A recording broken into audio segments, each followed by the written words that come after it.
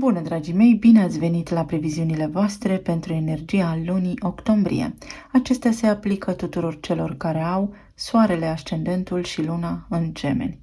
Să vedem așadar despre ce este vorba pentru voi, căci se anunță o lună foarte intensă. În primul rând, aceasta este a doua încercare. Am mai filmat complet etalarea anterioară, după care mi-am dat seama că undeva pe parcursul filmării camera mi s-a oprit. În consecință, să aveți foarte mare grijă luna următoare la lucruri care vă pot scăpa printre degete, la ceva ce voi credeți că este și că rămâne în urma voastră, dar de fapt nu este așa. Sau la spusele, la cuvintele, la comunicarea cu cineva anume. Să aveți încredere în ceva și să vă treziți că de fapt lucrurile stau diferit față de cum vi le-ați imaginat voi. Acum să începem întâi astrologic și ulterior cu cărțile de oracol și tarot, să vedem ce mesaje vă apar. În primul rând, pe 4 octombrie, planeta Mercur, a intelectului și a comunicării, intră în semnul balanței, al relațiilor în casa voastră a 5-a. Mercur, în mitologie, era mesagerul lui Dumnezeu, dar era văzut și ca cel care se ocupa de glume, ca cel care păcălea. Mi s-a întâmplat cu etalarea voastră, deci aveți mare grijă că ceva ce va apărea într-o formă va avea de fapt altă formă în spate sau o informație poate să nu fie ceea ce pare. Casa a 5-a este cea a bucuriei, a copiilor, a copilului vostru interior, a iubirii, a pasiunii, a creativității, dar și a riscului. Planeta intelectului aici, într-un semn al relațiilor, va dori armonie. Armonie în relațiile de iubire, armonie în relațiile cu ai voștri copii. Va dori să se simtă bine. Va dori să vă facă pe voi să vă simțiți bine. Voi și copilul interior să fiți liniștiți și să vă bucurați mai mult de viață. Copiii voștri vor avea mai mare nevoie de voi la nivel de afecțiune, la nivel de timp petrecut cu aceștia. Dacă sunteți la începuturile unei relații cu cineva, aceasta va părea echilibrată. Am spus va părea. Va rămâne ca ulterior să vă convingeți voi. Pentru că Mercur va trece spre sfârșitul lunii în Scorpion, unde vă va dezvălui mai multe. Și anume dacă ați fost pe calea cea bună sau dacă poate v-ați înșelat. Dacă aveți în plan să porniți un proiect, ceva ce vă bucură sufletul, este bine să vă uitați la toate datele problemei și să ascultați părerile tuturor. Aceasta va fi cheia succesului pentru voi. Mai departe, pe 8 octombrie, Venus, planeta banilor și a iubirii, va intra în semnul Fecioarei, în casa a 4-a. Fecioara este un semn foarte organizat. Fecioarei îi place curățenia, îi place să fie metodică și disciplinată. Casa a 4-a aparține casei, spațiului locativ în care locuim, familiei, părinților, trecutului, rădăcinilor noastre. Iar Venus este o energie care atrage, este magnetică. Drept urmare, s-ar putea ca atenția voastră să fie foarte mult îndreptată către familie, către casă, către trecutul vostru, către vizitarea locului vostru natal, către ordine în casă, curățenie în casă sau către a dori să schimbați ceva, inclusiv casa în care locuiți. S-ar putea unii dintre voi să doriți să o luați de la început, iar alții dintre voi să doriți să petreceți mai mult timp în casă. Și este în regulă dacă energia vă îndeamnă asta, pentru că voi veniți după o perioadă foarte lungă de oboseală și stres psihic. Vă știu citirile de-a lungul anului și vă înțeleg. Pe de altă parte, aici Fecioara va dori să facă achiziții pentru casă, să facă schimbări, inclusiv o casă nouă. Fecioara înseamnă și medicină, să-mi curăț casa, să-mi o aranjez, să-mi o repar sau să construiesc alta. Pentru alții dintre voi s-ar putea să vă mutați cu persoana cu care acum sunteți într-o perioadă de tatonare a terenului, să devină relația mai serioasă. Pe 10/10, pe 10 octombrie, Pluto, planeta puterii și a transformării, își reia mersul direct în Capricorn, în casa a 8-a.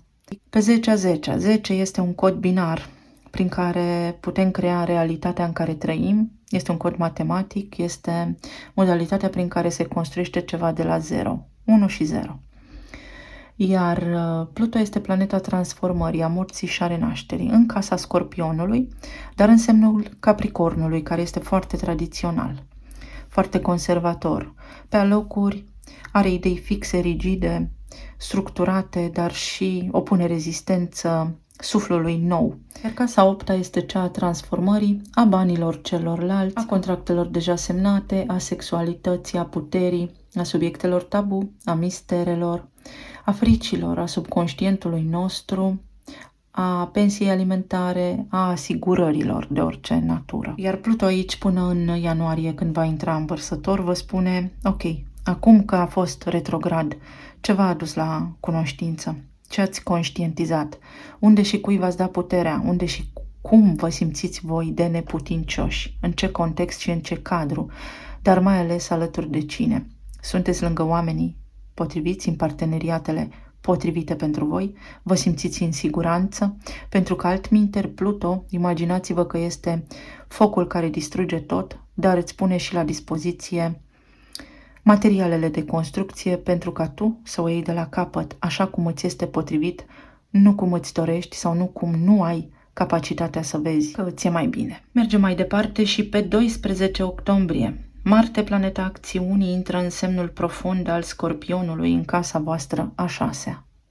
Scorpionul este un semn profund care are legătură cu fricile, cu subconștientul nostru, cu siguranța noastră. Casa a 6-a este cea a sănătății psihice, spirituale, fizice, a lucrului nostru, a serviciului nostru, a colegilor de la serviciu, a drumurilor pe care le facem zi de zi așa către serviciu, a sănătății, a hranei, a modului în care avem grijă de noi, a animalelor noastre de companie, dar și a mentorilor. În acest context, Marte aici va dori foarte multă acțiune, iar Scorpionul este un semn fix, deci va fi o acțiune ușor obsesivă, cu ochii și ținta pe rezultat. Fac tot ce îmi stă în putință pentru a-mi obține rezultatul dorit. Este o energie foarte pasională, dar este și o energie care vă va împinge către lucrurile ascunse, să descoperiți ceva ce poate are legătură cu sănătatea voastră, ceva ce poate are legătură cu locul vostru de muncă, ceva ce poate are legătură cu voi și cu fricile voastre. Mai departe avem un eveniment foarte important pe 14 octombrie, luna nouă din Balanță sau eclipsa de soare, prima dintre eclipsele din această lună, în casa a 5-a. În casa bucuriei, după cum spuneam, în casa plăcerii, în casa iubirii, a relațiilor, a iubirii, a copiilor, a creativității și a riscului. Fie este momentul acum voi să inițiați ceva care să vă aducă armonie și echilibru pe termen foarte lung, fie este timpul să vă luați în considerare mai mult copiii, nu doar prin simpla prezență, hrănire și prin simpla lor educare, ci prin prezență emoțională și prin siguranță, fie este momentul să vă echilibrați și să vă vindecați copilul interior. Alții dintre voi această lună nouă vă aduce acum un eveniment foarte important din viață, cu care poate v-ați mai întâlnit și între anii 1998-1999, 2006-2007, 2015-2016. Aceste lucruri se tot repetă, trăim în cicluri și au legătură unele cu celelalte.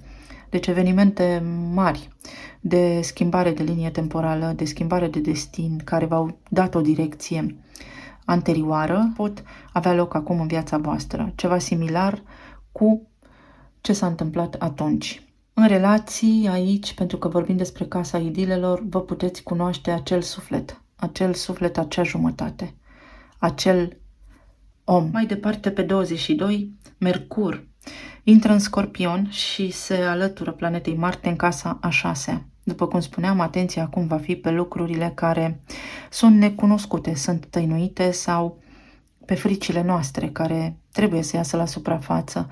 Nu putem să ne conducem viața din frică și din umbră. Ne îndeamnă să fim autentici, ne îndeamnă să cerem ajutorul celor care credem că sunt în măsură să ni-l dea, să căutăm mentorii, specialiștii potriviți care să ne ajute să ne dezvoltăm profesional sau care să ne ajute să ne vindecăm sufletul și deopotrivă corpul. Aici s-ar putea să descoperiți cum multe dintre emoțiile voastre negative din trecut, neprocesate, au fost somatizate în corpul vostru fizic și este important sau indicat să vă faceți un set de analize, să vă verificați sănătatea, pentru că pot apărea niște mici provocări care să fie un semnal important că ceva este blocat la nivel energetic corpul vostru și ar trebui revizitate emoțiile sau ar trebui să căutați o soluție de vindecare. La fix o zi după, soarele va intra aici în Scorpion și va susține tot acest demers și acest proces al vindecării voastre, inclusiv pe cel al apropierii de animalele de companie, de natură, și vă va îndrepta atenția de asemenea și asupra lor pentru a le oferi iubire, pentru a vedea dacă sunt sănătoase, îngrijite, etc. Și nu în ultimul rând, va avea loc pe 28 octombrie luna plină din Taur sau eclipsa parțială de lună din casa voastră a 12-a. Casa 12-a care vorbește despre trauma colectivă de generație, inconștientul colectiv, despre izolare, despre frici, despre emoții neprocesate, despre karma transmisă, predată nouă, transgenerațional prin pântecul mamei, atât la nivel energetic cât și fizic, despre lucrurile care ne plac sau pe care le iubim, dar știm doar noi, despre ce se întâmplă dincolo de cortină și voi veți avea acces în această lună la aceste informații. Taurul vorbește despre siguranță, bani, iubire, stimă de sine și confort. Veți fi scoși din zona de confort, veți fi chemați la apel să vă vindecați fricile și traumele care au legătură cu relațiile voastre, cu iubirea, cu stima de sine, dar și cu banii. Trauma banilor, trauma planului material. De ce lucrurile nu vă ies? De ce după foarte lungi încercări voi tot nu reușiți? Toate aceste lucruri își au răspunsul aici. Sau de ce ați avut parte de suferință? În această lună, dacă stați voi cu voi înșivă, în calm și în tihnă, cu pace interioară, puteți să descoperiți rând pe rând cauzele. Nodul nord vă este prezent în casa 11-a, în Berbec, iar casa 11 este a viitorului. Toate lucrurile la care voi lucrați acum, toate lucrurile pe care voi le accesați acum, toate gândurile voastre de acum vă vor crea realitatea și viitorul. Să fiți atenți la ce conștientizați sau la ce vă gândiți, pentru că așa denumim noi destinul. Să vedem acum ce ne spun și cărțile oracol. Eu vă doresc tuturor o lună minunată. Avem războinicul care vrea pacea. Și aici avem planeta Marte și Luna. Un aspect între Lună și Marte, să știți că înseamnă o persoană irascibilă, o persoană care este foarte ușor activată la nervi, poate face crize de nervi și se calmează foarte greu. Este foarte tulburată și activată. Dacă aveți conflicte, dacă aveți provocări, folosiți-vă intuiția și încercați să vedeți că în spatele lor este de fapt trauma voastră personală și copilul vostru interior rănit. Că cei din fața noastră ne oglindesc practic aspecte din interiorul nostru nerezolvate care dor. Ei nu fac decât să vină și să le declanșeze. Ele deja există. Numărul 23. Când soarele va intra în Scorpion, pentru voi va fi o zi importantă, iată, în care vor ieși la suprafață lucrurile care vă dor, gânduri care poate v-au necăjit în ultima perioadă, potențiale sau posibile stări depresive care nu sunt reale, sunt doar în mintea voastră, să aveți grijă sau dacă considerați că sunt reale, să mergeți să consultați un specialist. Aici avem lavanda și numărul 20 și planeta Mercur. Planeta Mercur care, iată că pe 20 octombrie vă poate aduce niște vești care vă bucură, niște vești care vă încântă. Din nou, are legătură cu copiii voștri atunci când Mercur va intra în Scorpion în casa a 6-a, vor ieși la suprafață ceva lucruri care au legătură cu copiii voștri, pe care îi puteți ajuta, iar până atunci, numărul 20 vă spune că este momentul să vă revizuiți poate comportamentul față de copii, sau că poate este bine să vă împăcați cu aceștia, sau că poate este bine voi să vă maturizați puțin. Numărul 20 are legătură cu judecata și Mercur va fi în balanță până pe 22 octombrie. Deci, Mercur în balanță până pe 22 octombrie înseamnă numărul 20. Mă împac cu cineva sau este bine să fiu atent la ce se întâmplă în jurul meu și cum judec eu, cum filtrez eu, cum discern eu. Iar aici avem grație, numărul 20, planeta Venus și planeta Jupiter. Planeta Venus și planeta Jupiter vorbesc despre a idealiza. Foarte multă teorie poate fi aici, foarte puțină practică, iar nodul nord din Berbec vă spune acum absolut tot ceea ce faceți în această perioadă vă creează viitorul. Gândiți-vă bine la tot ce faceți, la cât timp investiți, în ce și alături de cine. Aveți liber arbitru să aplanați niște conflicte, să porniți niște acțiuni foarte reușite. Și aici avem casa 11, pentru că vorbeam despre asta. Grupuri sociale noi, persoane cu care să rezonați la nivel intelectual, grupuri noi, alături de care să vă dezvoltați de acum înainte, acțiuni umanitare, viitorul, moștenirea mea. Casa 11 a Vărsătorului. Poate aveți legătură cu un berbec sau cu un vărsător luna aceasta, sau poate printr-o metodă non-conformistă să începeți ceva, să vă surprindeți chiar și pe voi.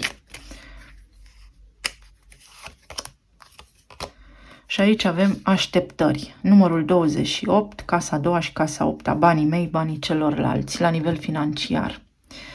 Veți primi niște bani pe care îi așteptați de mult, din niște contracte care au fost semnate, ori în luna a doua, ori în luna a opta, ori în luna a șasea, ori ați vrut voi să cereți măriri de salarii, ori vi s-au promis niște bani, fie vouă, ori să vi se înapoieze niște bani, ori în luna iunie. Să vedem acum, să știți că înainte ați avut asul de cupe, asul de bâte, steaua, judecata, 6 de cupe, 10 de monede de 2 ori. Îmi pare tare rău, dar uite că invoc din nou acea energie să iasă la suprafață pentru voi și binele vostru, pentru că meritați. Uite, în relații, puterea și 2 de cupe, meritați. Și eu am luna în Gemeni și am în jurul meu gemeni, în familia mea, și știu prin ce au trecut. Și știu că merită. Și voi meritați, și toți oamenii, indiferent de arhetipul acesta care ne ghidează.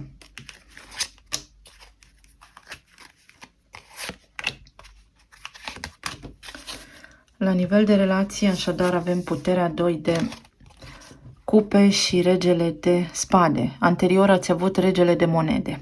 Și avem aici niște fluturi. Acesta va fi Mercur, uite, în balanță, care pune bazele acum unei noi iubiri pentru unii dintre voi, v-am spus. Veți cunoaște acel suflet pereche de care aveți nevoie, dacă sunteți singuri, acea iubire. Pentru cei care sunteți în parteneriate, luna aceasta să spunem că vă este testată credința. Veți fi puși la încercare de niște evenimente care să vă facă să vă convingeți sau să vă facă să vă treziți, să conștientizați dacă sunteți alături de oamenii potriviți vouă sau nu, pentru că nu mai este timp de pierdut realmente. Avem nevoie de comunități, avem nevoie de sprijin, avem nevoie de oameni pentru a reuși în viitorul nostru. Nu putem de unul singur și cumva, începând cu această lună, se creează contextul și cadrul potrivit pentru ca voi să luați cele mai bune decizii. Pentru cei care sunteți într-o etapă de separare, să spunem, această persoană își caută puterea interioară să vorbească cu voi sau să vă abordeze, dar cu sinceritate.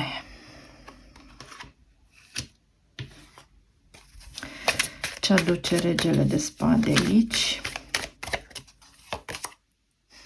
Înaltul preot. V-a căzut și mai devreme. Înaltul preot spune exact pentru cei care sunteți singuri că puteți întâlni pe cineva cu care să ajungeți într-o relație stabilă, de căsătorie și de lungă durată. Pentru cei care sunteți căsătoriți deja, s-ar putea să vă fie sub lupă testată căsnicia, relația. Pluton, casa 8-a, poate face și desface, după cum spuneam, contractele deja semnate. Deci, poate interveni aici o separare și un partaj pentru unii dintre voi. Dacă relația este disfuncțională, vi se va atrage atenția. Iar pentru cei separați, această persoană caută să-și îndrepte o formă de comportament și să fie corectă față de voi. 10 de bâte peste 2 de cupe. Vă eliberați de un stres, de o povară.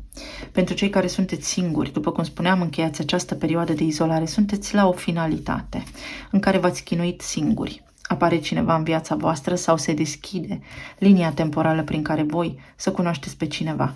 Pentru cei căsătoriți, S-ar putea să fie aici niște provocări la nivel de căsnicie și o decizie importantă să apară pentru voi, mai ales când Pluto intră în Capricorn, în casa voastră a 8-a. Capricornul este instituția căsătoriei în cazul vostru.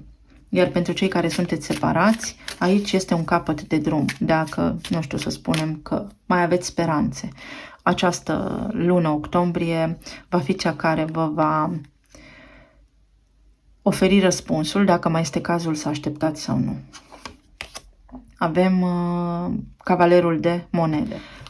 Cavalerul de monede vorbește despre o intenție bună. Mai devreme a apăruse în prima etalare asul de monede, dar Cavalerul de monede are în mână asul de monede cu care vine la voi. Este o carte de acțiune, dar o carte de acțiune destul de înceată, care promite că lucrurile se reglează, dar destul de încet. Aici veți primi o ofertă în parteneriate. Pentru cei singuri primiți vești sau vi se creează contextul și cadrul să cunoașteți acel suflet, iubire de o viață sau iubirea vieții voastre. Pentru cei care sunteți într-o căsnicie, să vă convingeți dacă omul alături de care vă petreceți zi de zi timpul este cel potrivit pentru voi sau nu. Iar pentru cei care sunteți separați, o șansă de revenire a cuiva sau o șansă să vă împăcați, dar dacă și numai dacă persoana aceasta este cea potrivită pentru voi de acum înainte. Și steaua care va apărut și prima dată și mă bucur că a apărut și de această dată este o lună de vindecare profundă pentru voi, de care ar trebui să profitați intens, pentru că foarte multe lucruri vi se vor clarifica și veți ști exact ce aveți de făcut. Persoanele la care vă gândiți voi, dacă au avut provocări înainte, vor ceda, vor deveni mai calme, mai calde, mai liniștite și lucrurile vor intra în armonie. La nivel de plan material, cărți foarte bune. Mă bucur că sunt cărți foarte bune, pentru că ați avut și anterior cărți foarte bune. Cavalerul de cupe, împărăteasa și 9 de cupe. O veste foarte bună. Cineva vă face o ofertă, vi se materializează, vi se îndeplinește ceva ce vă doriți de foarte mult timp. Bani, faimă, recunoaștere, prestigiu, public, de orice natură. Sunteți recunoscuți, ceva ce vă doriți voi foarte mult. Unii dintre voi doriți să vă luați mașina și vă veți lua mașina pe care o doriți de foarte mult timp, cum aveați voi gândul.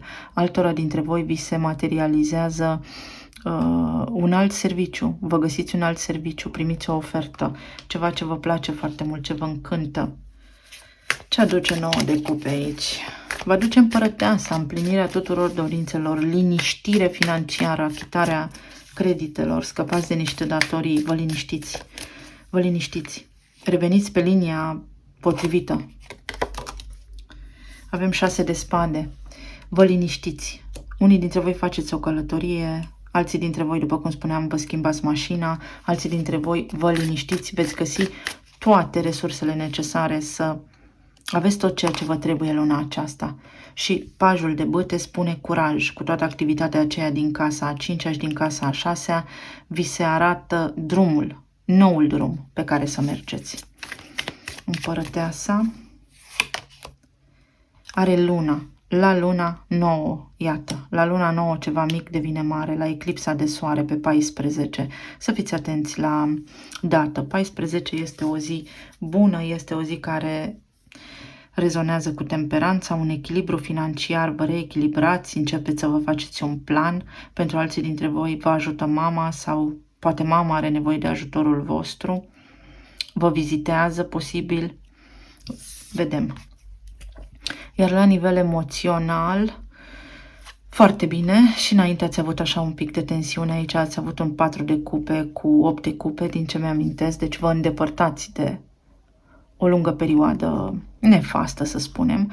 Aici este un 5 de bâte care spune concurență, discuții, certuri cu neamul, pentru că tot o aveți pe Venus în Fecioară în casa a 4-a, care acum se termină printr-un eveniment neașteptat sau printr-un eveniment fericit din viața voastră. Veți avea o bucurie.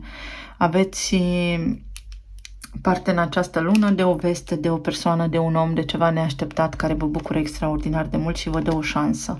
O șansă să aplanați un conflict, o șansă să vă împăcați cu cineva, o șansă să vă bucurați mai mult de viață. Pentru alții dintre voi o călătorie. O relocare este posibilă, o nouă casă, o nouă țară. Aveți 3 de cupe, bucurie, bucurie. Va trebui și voi să depuneți un pic de efort pentru că nu ne pică din cer nimic. Avem steaua și aici, foarte multă bucurie, împăcare, vindecare și la nivel medical. Scăpați de epuizare psihică. Să vă luați pentru voi cu atâta acțiune în casa a 6 este recomandat un concediu în această lună. Câteva zile libere. Și 6 de bâte care v-a apărut și prima dată. Mă bucur că se confirmă energia. Veți avea o reușită. O foarte mare reușită, o surpriză a cuiva care vă bucură tare mult, de la cel mai mic până la cel mai profund lucru. Fiecare veți vedea în funcție de voi înșivă. Unii dintre voi vă luați mașină, alții dintre voi faceți o călătorie și vă odihniți, vă relaxați, alții dintre voi primiți o vizită care vă bucură și vă și împăcați cu cineva. Talismanele.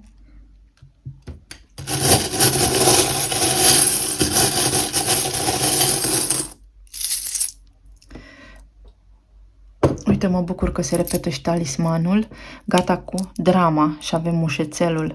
O perioadă foarte calmă. Aveți nevoie să vă și calmați.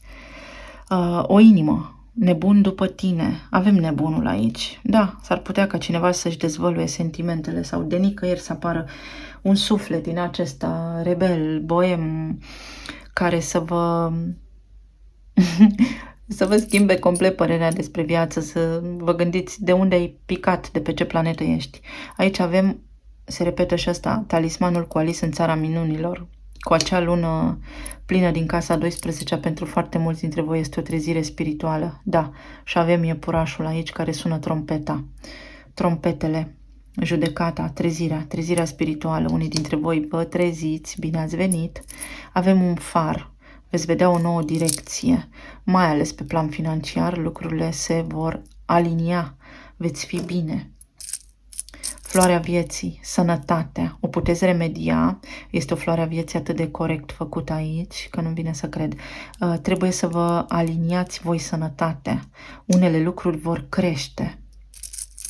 Un 8 de spade. Eliberați-vă din închisoarea minții și de fricile legate de bani. Calcule, calcule, calcule și foarte multă teorie. Pentru că puteți. Aici avem o mașină de cusut. Ori aveți nevoie să vă croiți ceva, ori vă luați niște haine, ori mergeți la croitor. Croitorașul cel vitează. Aveți nevoie de curaj. Foarte binecuvântat și ați avut în cărțile acestea o carte care spunea blessings, binecuvântări. Mă bucur că se repetă mesajele, vă spun. Atât de rău mi-a părut, dar uite că nu vă dați bătuți, că e bine. Dacă lăsam citirea așa, poate alții mă acuzau că am pus eu cărțile iurea pe masă. Bună, îmi vine să plâng. Dacă voi vă simțiți așa, am spus că s-ar putea să apară niște sentimente din astea ușor sumbre sau depresive, cereți ajutorul, mergeți, vorbiți cu cineva, beți un ceai de mușețel și calmați-vă pentru că sunt temporare. Aveți grijă la gânduri. Un fier de călcat. Un fier de călcat, ceva trebuie întins. Aveți grijă la întindere de mușchi, la treburi de genul. Cui.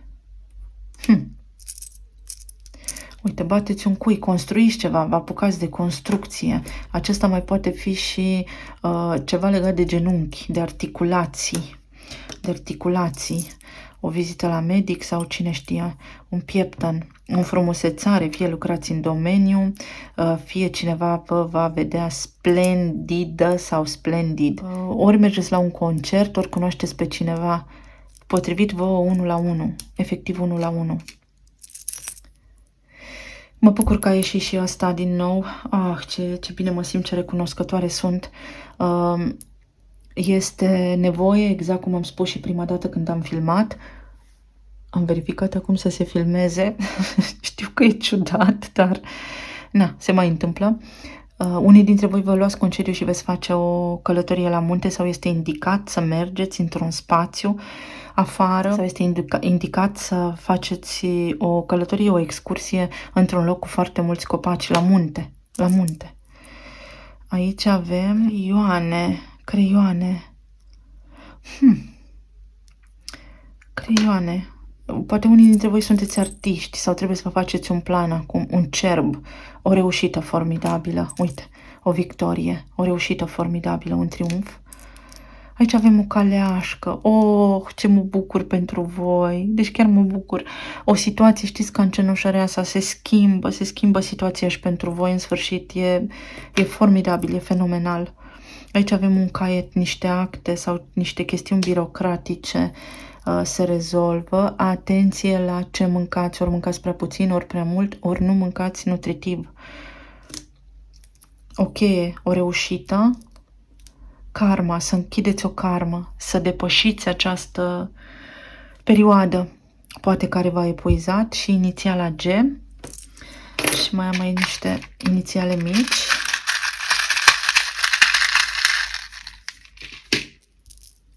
Care sunt Y, P, C, Y din nou, A, F și X. Uite, un fax, un document care vă vine, fie semnați niște acte, fie vi se cere ceva sau voi cereți ceva și obțineți semnătura. Pichi. Ori aveți de face cu cineva care este așa cumva pretențios, ori voi trebuie să alegeți cu atenție ceva anume. Alții dintre voi, v-am spus, faceți o plată, achitați ceva, ori vă cumpărați ceva, ori rezolvați o plată, un credit, scăpați de o datorie. Pot fi niște cai aici, să aveți legătură cu cineva care are o fermă sau cu mașina pe care o schimbați. Alții dintre voi, în legătură cu afacerea voastră, vă întrebați ce să faceți cu afacerea sau la locul de muncă, dacă să vă faceți entitate juridică sau să rămâneți, știți, treburi legislative, administrative, de contabilitate, taxe și impozite, pentru că îl veți avea pe Pluto acolo, se produc niște schimbări legislative și cereți ajutorul unei persoane avizate pentru că vă oferă o soluție foarte bună. Și aici aveți niște zâne. Veți comunica cu cineva altfel decât vă așteptați și veți avea parte de o revelație foarte importantă în această lună. Și cam atât, dragii mei. Vă mulțumesc tare mult. Să aveți o lună minunată.